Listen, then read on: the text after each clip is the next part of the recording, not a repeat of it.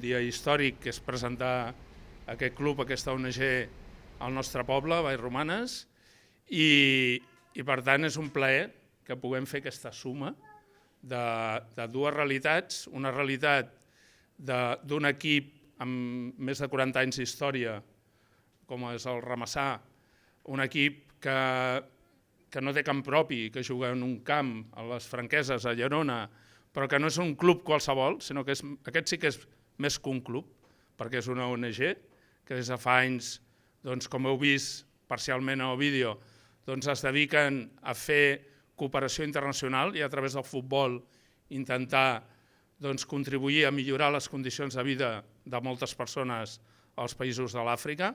Aquesta realitat, sumar-la amb la realitat de Vallromanes. Fixeu-vos quins tres blocs tan diferents, no? Un equip que competeix, l'equip femení a Barcelona i un futbol base i un projecte a Camerún. Vull dir que les tres coses poden conviure i estan funcionant favorablement i tot va endavant.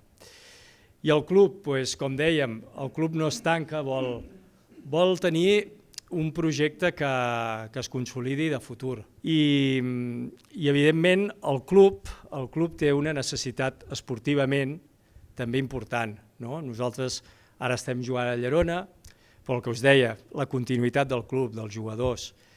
Us haig de dir, per exemple, que ahir vam jugar un amistós i teníem ja la sort de comptar amb jugadors d'aquí, de Vallromanes. Això ja és un plus per nosaltres important, perquè ja han començat a entrenar nois que han vingut, em sembla que ja hi havia 4 o 5 que són d'aquí Vallromanes, i això és el que volem, vull dir que hi hagi una sensació també de pertanyença al poble, de que nosaltres serem poble, vull dir que els nanos d'aquest poble han de ser de l'equip del Vallromanes i no anar-se'n fora, al revés, no?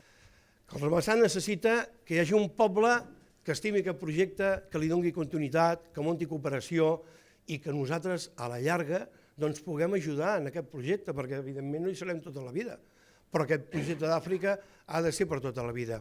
I aquesta és la comunió, la sinergia important, bàsica, perquè això tingui futur.